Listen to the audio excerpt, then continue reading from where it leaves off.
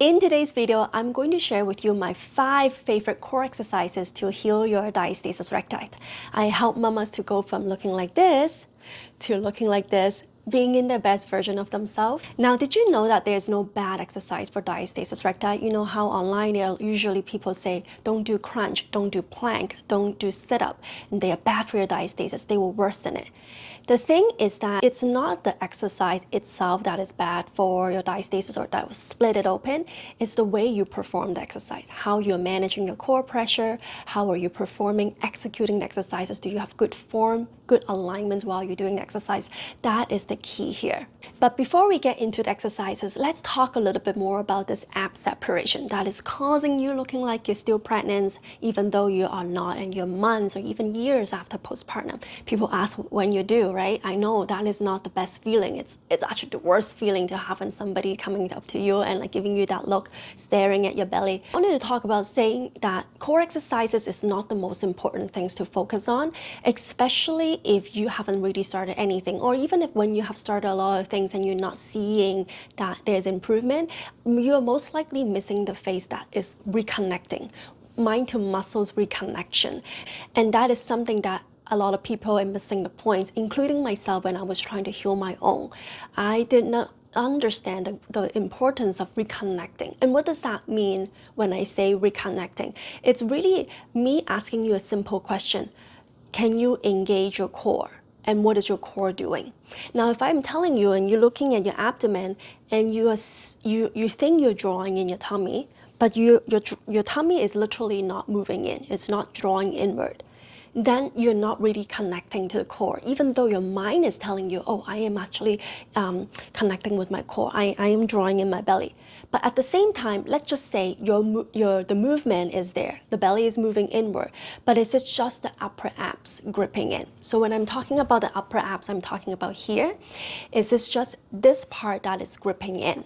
Is it just the upper abdomen going in, but then at the same time is pushing the belly button region and the lower belly pushing out? Is that area pushing out more, or is it just staying put and not going inward? If I'm telling you to draw in your tummy, ideally your entire abdomen is able to pull it in and draw flat. And that is a good core engagement. But at the same time, you don't want it to just using your obliques muscles and only using the rectus abdominal muscles to pull it in. You really want it to activate the deeper transverse abdominal muscles. So when I'm telling you to engage your core, you're not just sucking in your stomach, but there's a strategic way to actually engage and pull in the stomach. I do have a video on how to engage your core correctly, so go check it out after you find out what these top 5 exercises that I'm going to share with you right now. Now, the first exercise is the full range ab draws in and endurance hold. Now that you're able to connect your mind to muscles, you're able to draw in, activating the transverse abdominal muscles, you're able to pull in, you're going to hold it there. You're going to hold it there for 30 seconds to 1 minute long. Okay, there's a gap between my waist and the floor, and you're going to bend your knees a little bit, and then you're going to take that deep 360 inhale, side expansion, back expansion. You're going to engage that lower pelvic floor and then engage that low belly, middle TA. You're going to hold that, okay? You're going to hold that breath here, and then now take another 360. Don't let go. Take another 360, and then exhale again. Draw that belly button in even more. Bring it toward your spine. You're going to hold it there. Try to hold it there for at least 1 minute. And between that 1 minute, you're going to continue to take that 360 inhale because you're going to let loose. You're going to be a little tired. That belly is going to let loose. So you're going to take that 360, focusing on the breath, going into your side, going into your thumb in the back. The second exercise is dead bug. This is a great exercise without compensating your posture because you're lying on the floor, and at the same time it's really good target on that deep transverse abdominal muscles. Lie down on your back like so. You might want to use a yoga block or pillow to support your neck and shoulders so that your back is touching the floor. Extend the opposite arm and leg like so. Now, dead bug is actually quite hard to do, so make sure that you're not coning up, your back is not lifting off the floor. Now, if you're not able to extend the leg so far out because you're coning or doming, make sure you're just tapping it onto a shoebox or onto a couch. Exhale and engage your core as you're extending your arm and leg, and then inhale when you're at the center, and then exhale again and engage your core. Now, the third exercise is the back body expansions. Now, if you're somebody who have a hard time taking a deep inhale, you're not able to expand 360 degree. So when you're inhaling, it's not just this part, and it's not just pushing the belly out. Right? Sometimes a lot of yoga teacher will tell you, breathe all the way into your belly, but that's not the right way, not the right cues to say it. Some people just naturally go breathing into the belly. That's how I was, because that part was the weakest part for me. So any inhale that goes into my body, it goes straight into the belly, and I'm pushing the belly out even more. And when you have diastasis, think of what's going to happen. It's just going to keep stressing that area. But if you're only breathing into your chest and not allowing the breath to descend down to your diaphragm and to your pelvic floor, that doesn't do any good for you. So doing a 360 breathing, a lot of the time that I'm missing is the side ribs. We're not able to breathe into the side, and we're not able to breathe into our back. Yeah, because our diaphragm is attached 360. So when we are breathing in, we have to expand. And so a lot of the time we're able to go here and maybe go all the way down to the belly, but really having a hard time to breathe into your back. That's why back body expansion is very good exercise. It's also very good and targeted for your upper back as well as your mid back. So you're able to breathe better, because when you breathe better, you'll be able to engage and do the dead bug and do the full range pull-in and endurance hold so much better. Breathe better into your back. You can either open up your leg or hug your leg, or having your legs in front of your belly. Open up your toes, spread them out wide and nicely. Have your heels pressed on the floor. Now bend your upper back a bit so that it's like a C shape on the back. And then breathe into your bra line where I'm pointing at right now. Breathe into that point right now. Take a good 360 degree inhale. Inhale through your nose. Expand the side and the back. Open up your toes. They should be spread out and touching the floor, and including your heels. Sit on your bum, holding on to some heavy furniture. So then if you're not holding onto your furniture, you're going to fall down. That's the idea of it. That's how deep you want it to squat. Breathe. Inhale through your nose, expand. If it's too much pressure on your bum, or like you cannot bend it like that because maybe you have a chunkier thighs, or maybe it's too much on your knees, make sure you're sitting on a stool or a low chair. That will help as well. That's not a problem. Especially if you're feeling any pressure down there, like you wanted to go poo or go pee, that's definitely a sign that you need some support on your pelvic floor muscles so that you're not forcing pressure down there. And the last thing I want you to have is to be leaking because you're forcing yourself too much. You can also hug your legs too if there's nothing that you can hold on to that are heavy, and that's fine.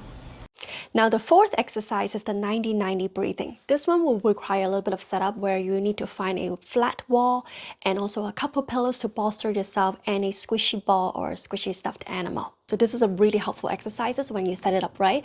Also, it's good for you whether you have an anterior pelvic tilt or posterior pelvic tilt. It'll help you to get into the positions better, flatten out your ribs, right? Sometimes your ribs are flaring out and you're arching up your back. So this position will help you to set it up in a proper way. And so when you progressively to load more challenging exercises, you always kind of remember, oh, this is how I should be set up my body. You're going to place your feet against the wall. Have a 90 degree from your shin to your thighs. Have your back on the floor, pelvic tilt, and if it's needed, just make sure you are bolstering your shoulders and your head with the pillows or a couple pillows. Use a yoga ball between your feet or a stuffed animal so that you can squeeze in. So how we're going to do that here is we're going to take that deep inhale and then exhale. Lift from your bottom up, lift a blueberry up, and then zip that up, that skinny jean. Bring the belly button toward your spine, and at the end of it, I would like you to think about that ribs are coming down and in together, thinking that the ribs are going toward the carpets. So this is a complete full exhale, and you are also squeezing the ball as you are exhaling. So inhale, side expansion, back body expansion. Exhale, squeeze the ball, lift the blueberry up, lift it up, pull the belly button toward your spines, and bring the ribs in together. Bring the ribs, feeling that the ribs are going into your lungs, and bring it to the carpets. and then relax. Relax. When you relax, make sure you are relaxing your pelvic floor. Now, my fifth favorite core exercise is plank. I really love plank. It really works the entire body, not just the core.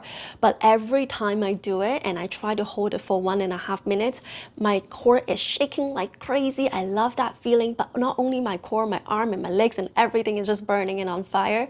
I love it. In the beginning, depending on what stage you're on, it doesn't matter. Plank is not a bad exercise. You can start a plank on the wall or on a kitchen countertop, whatever that is suitable for you, as long as you're able to mind to muscles connect. It's a great core and stability exercise. Begin on the floor in a face-down position. Place your forearms on the ground with your elbows directly beneath your shoulders. Now, with your body alignments, maintain a straight line from your head to your heel. Your body should form a plank-like position.